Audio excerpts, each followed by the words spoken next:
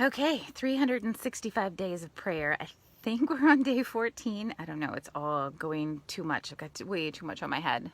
This is going to be another short one tonight because I have so much to do and I'm behind.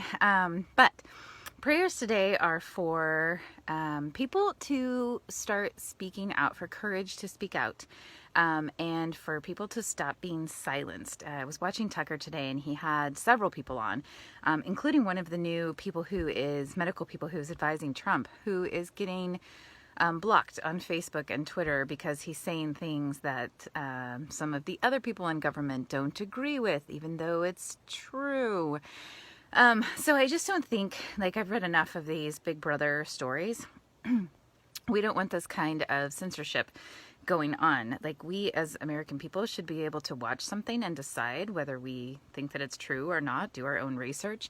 But they're censoring things that are true, and that's not okay. And then there are people who are afraid to speak out because of the backlash they're getting, not just from censorship, but from other, like, things that are happening in the culture today, things that are being pushed in schools and on kids and things like that. And there are a lot of people who agree but are afraid to speak out because of the backlash that happens. So prayer for courage for those people, because the only way this gets better is if enough of us speak out and say that we're done and we've had it.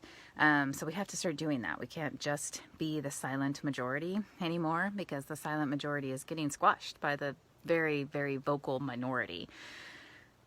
So yeah, prayers for that. Prayers for all of the people who are being courageous and stepping out, that God protects them, and that their message gets heard.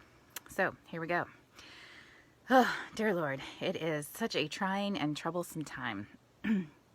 And in today's day of cancel culture and the upheaval that's happening, the country is so divided that there are people who are afraid to stand up for the right things because they're afraid of what the consequences will be. Lord, I just pray that you give us courage. You give us courage to stand up for what is right in your way, in your truth, in the Bible.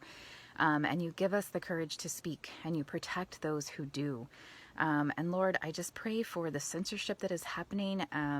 I pray that the people in Congress, this starts to get to them and they take another look at this deal that they've given all of these tech giants so that they can't be sued when they start to censor people.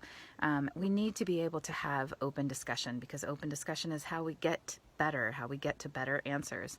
And people need to be able to hear all sides and make their own decisions. And right now we're not being able to do that.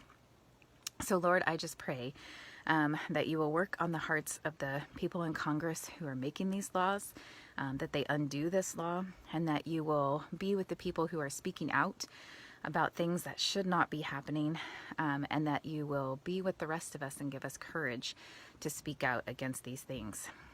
Lord, just protect your nation and your people. In your name, I pray. Amen. All right, I got to get recording, but I'll see you guys tomorrow.